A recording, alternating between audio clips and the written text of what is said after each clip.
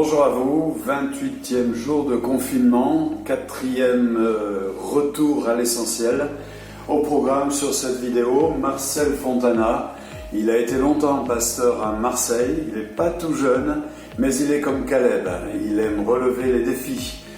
Corinne Andrevie, elle a vécu une terrible épreuve, elle vous en parle avec cette belle pensée que Dieu est toujours au contrôle. Manu Bolomik, vous le connaissez, il est rappeur, mais il est aussi pasteur à Calais. Et il a prévu de partager avec vous cette pensée qu'on a choisi la vraie vie. Et on terminera avec un partage d'expérience, 1 heure avec Jésus. Comment ça se passe ? Revenir à l'essentiel.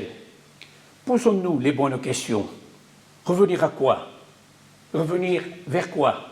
Vers qui ? Quel est donc cet essentiel si vital ? De telles interrogations sous-entendent que nous nous serions éloignés par négligence, perte d'intérêt ou pure folie des fondamentaux qui donnent la vie. Les crises sociales, sanitaires, économiques que nous traversons vous en ferez douloureusement prendre conscience. Une chose est sûre, le règne de l'homme, fait d'égoïsme, d'orgueil, de désordre moral, ne conduira jamais les hommes au vrai bonheur. Les temps que nous vivons seraient-ils une opportunité pour faire rentrer en nous-mêmes et nous faire ressentir une grande faim de la parole de Dieu, telle que l'exprime le prophète Amos ? Voici, les jours viennent, dit le Seigneur l'Éternel, où j'enverrai la famine dans le pays, non pas la disette du pain et la soif de l'eau, mais la faim et la soif d'entendre les paroles de l'Éternel. Relatant une période dramatique de l'histoire, la Bible dit, en ce temps-là, la parole de Dieu était rare, et par ce fait, une grande ignorance en découlait, engendrant un grand désordre moral et une grande détresse humanitaire. Partout dans l'histoire des hommes, les mêmes causes produisent les mêmes effets. Mais nous apprenons aussi que dans ces temps de grande détresse, des hommes, des femmes, décidèrent de revenir à l'essentiel, revenir au Dieu de la parole et à une profonde intimité avec lui. Revenir à Dieu, c'est revenir avec passion à sa parole. L'homme ne vivra pas de pain seulement, mais de toute parole qui sort de la bouche de Dieu. Prophète Jérémie dira, « J'ai recueilli tes paroles et je les ai dévorées. Tes paroles ont fait la joie et l'allégresse de mon cœur. » La parole de Dieu nous est absolument nécessaire. Comme la vie naturelle est soutenue par le pain, notre vie intérieure est entretenue par la parole de Dieu. Se nourrir ainsi, c'est chercher dans la Bible ce qui soutient la vie dans son ensemble. La sagesse, l'intelligence, la lumière, les directions, la consolation, l'espérance, la force, le courage, voilà l'essentiel pour le présent et l'avenir. Bonjour à tous, je voudrais au travers de ces quelques instants vous encourager à confesser que Dieu est au contrôle, que Dieu est souverain. Effectivement, ces temps de tempête que nous traversons, où l'incompréhension totale est là, mais où Dieu, lui, sait. J'ai vécu un temps de tempête extrême ça fera 2 ans cet été, puisque mon mari est décédé, le Seigneur l'a repris. Ce jour-là, tout s'est effondré. D'ailleurs, je pensais aux paroles d'un chant d'Exo en préparant ce temps de partage, où il est dit « Quand tout s'effondre, sombre, je sais que tu es là ». Et je peux vous dire que je savais que Dieu était là. Parce que quand tout s'est effondré autour de moi, que je n'avais même plus la force de prier ou de lire, je savais que Dieu était là parce que je sentais sa présence. Je sentais qu'il me portait. Là où je n'avais plus de force, sa force à lui me portait. Paul Claudel a pu dire Dieu n'est pas venu expliquer la souffrance, mais il est venu la remplir de sa présence. Et dans ces moments de souffrance, j'ai senti la présence de Dieu qui me portait, c'était palpable. Et ces moments où il m'a rempli de sa paix, il m'a rempli de sa joie, malgré la force de cette tempête. Aujourd'hui, Tu passes peut-être par une tempête au travers de la perte d'un être cher à cause de ce coronavirus. Tu passes peut-être par une tempête parce que un de tes proches est hospitalisé, tu ne sais pas ce qu'il va se passer pour la suite. Tu passes peut-être par une tempête en pensant que, économiquement parlant, tu ne vas pas pouvoir te relever de cette situation. Tu passes par une tempête parce que dans ta famille, c'est en train de voler en éclats à cause de tensions. Je voudrais vraiment t'encourager à confesser aujourd'hui que Dieu est au contrôle. J'ai pu dire, après que mon mari ait été repris par le Seigneur, que je faisais le choix de ne pas poser de questions, mais de lui faire confiance, de déclarer qu'il était au contrôle. Et le Seigneur a honoré ses paroles. Il a pris soin de moi, il a pris soin de mes enfants, et il a été fidèle.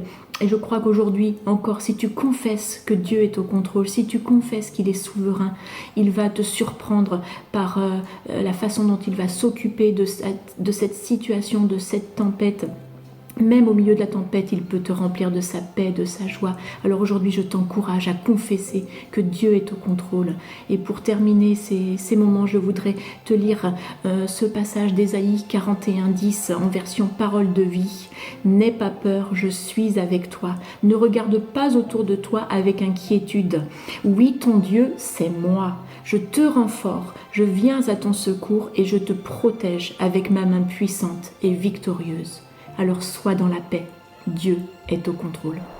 Coucou, bonjour, salut, écoute ça. Stop! Et on commence en Christ, on a appuyé. Dans son esprit, on est nécessité. Les bénédictions multipliées. Les chaînes, c'est breaké, livré. Nos ciné passés, nos cœurs lavés. La guérison nous est donnée. Par puissance qu'on a prié. On connaît la grâce de libérer. La réussite annoncée. Si la vie t'en peut mutilé, mon avenir est assuré. Maintenant j'ai un vrai taf, je fais partie du Christ. Staff, je fonde d'amour comme eau. Là heureux, je chante comme cap. Mon beau du langue était quoi? Une vie m'est donnée. Je n'ai plus à pleurer. Je vis que pour aimer. J'entends bien le dire.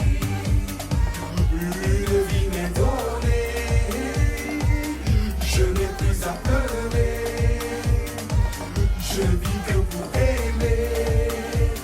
J'entends bien le dire.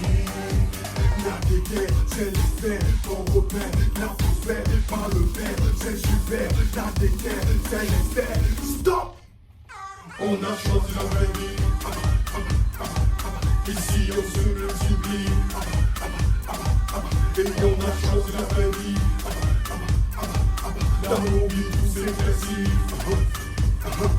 Dans nos vies tout s'éclaircit. D'Afrique ou d'Italie, de Marseille à Paris, de New York aux Swahili. Nadéguer, c'est l'expert, mon repère, l'atmosphère, par le verre, c'est super. Stop! Et on recommence. Ne tremble pas, n'aie pas peur. Choisis Jésus, celui sur lequel tu vas t'appuyer. On l'a choisi, celui qu'on a choisi, c'est notre rocher, le rocher des siècles qui ne change pas, qui n'a pas d'onde de variation, rien ne le fait vaciller. Dieu reste Dieu et il est assis sur le trône. Parce que Dieu est assis sur le trône, alors je ne craindrai rien. Je reste fermement attaché sur lui. Je sais que le monde passe, que ma vie vacille. Dieu est capable de toujours me maintenir près de lui. Rien ne pourra le ravir, me ravir de ses mains. Il est avec moi, il est mon soutien. Et il est mon aide. Alors pour cela, j'ai choisi la bonne part. J'ai choisi la bonne part. J'ai choisi d'être au pied de Christ et de regarder vers lui. Alors, on a choisi la vraie vie. Merci. Vous n'avez pas pu passer 1 heure avec moi. Voilà le reproche que Jésus a fait à ses disciples dans le jardin de Gethsémanée. Passer 1 heure avec Jésus. Est-ce que vous le faites ? Je voudrais partager un petit peu mon vécu avec vous. Au début, les minutes paraissent souvent longues. Les pensées sont très agitées. On a terriblement envie d'aller voir le dernier post sur les réseaux sociaux, surtout quand le smartphone n'est pas loin et qu'il se met à vibrer. Et puis on prie, on lui apporte nos sujets, nos soucis. On raconte beaucoup, trop même parfois, comme s'il ne savait pas. Ça m'arrive même de lui expliquer comment il devrait s'y prendre pour répondre à mes besoins. Et puis les minutes s'écoulent, les pensées se font moins agitées, plus rares, les sujets de prière diminuent.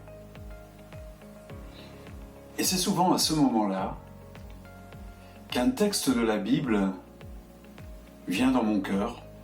Alors je vais voir, et ça m'est fréquemment arrivé de découvrir un détail auquel je n'avais jamais prêté attention. C'est là aussi que des pensées viennent, des directives, quelque chose à faire, quelqu'un à aller voir. Ce sont des réponses. On fait moins attention au temps, on est paisible. Le silence. La présence de Jésus, le grand frère, l'avocat, le Seigneur. On commence à envahir l'impossible, des certitudes s'installent. Le cœur est comme à l'étroit. Il y a comme une envie d'exprimer de l'amour, de la reconnaissance. C'est la louange. La louange avec nos propres mots, avec les mots de la Bible, et puis avec les mots que le Saint-Esprit nous donne dans une langue inexprimable. On se sent fort, on se sent en harmonie. Il y a de la joie, il y a de l'amour. Et on est prêt à reprendre la route, arrosé d'une huile fraîche, remplie de la force du buffle. 1 heure finalement, ça passe vite.